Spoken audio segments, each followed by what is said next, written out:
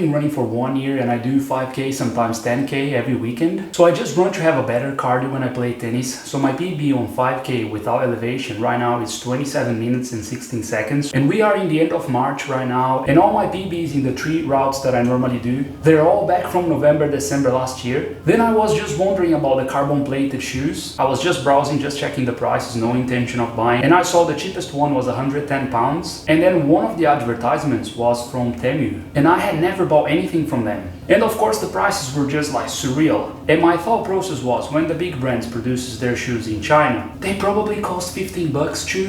And then as soon as they put their label in, it just jumps to 200 pounds, you know? So I just bought 3 carbon plated shoes. I don't care, I'm just gonna test them all.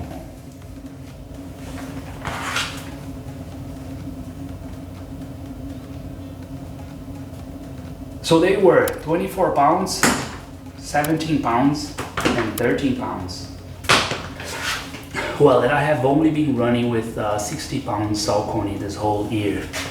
Well, so I'm just gonna test them against these 3 circuits that I normally do and see if I can get any PB with any of them. So at this point I had already given the green shoes a go, and oh gosh, that shoes was just not good. In 2 runs I could feel it was making me slower. These shoes also have the hardest carbon plate out of the 3 shoes, and I thought the propulsion was going to be the best, but it seems like this was not the case. So I got these 2 times and then I have just retired these shoes. So this is actually the table with the final results. The first column in yellow is all of the best times I obtained in 1 year with the Saucony shoes on each different circuits that I do. And the other times are of a single attempt with the carbon plated shoes. Okay, now I was left with the blue shoes and the black shoes, and to my surprise, after the bad experience with the green shoes, both of these shoes got PBs in all of their single attempt, with the blue shoes overriding the 60 pound Saucony PBs and with the black shoes overriding any recent PB just made with the blue shoes. Later on I have got another PB with the black shoes, which is the fastest of them, but in this table I have left only this single time of each attempt. But well, my first run to test these shoes was done in January and the last test was done in June. I also made sure I was only running in similar fair conditions, so if the roads were wet or any other reason that would compromise time, I would then just run 5K with my normal shoes. So because of that, I felt like my time could have improved because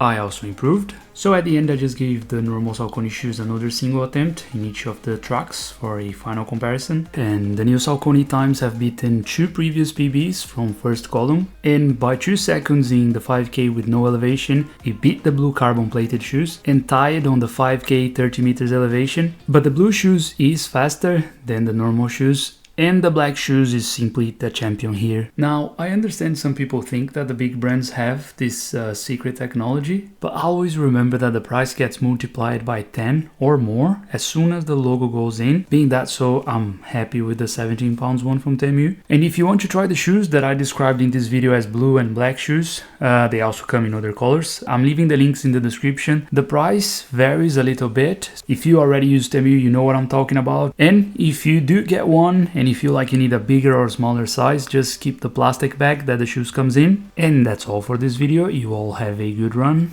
and click on the like button if this information helped you. Cheers!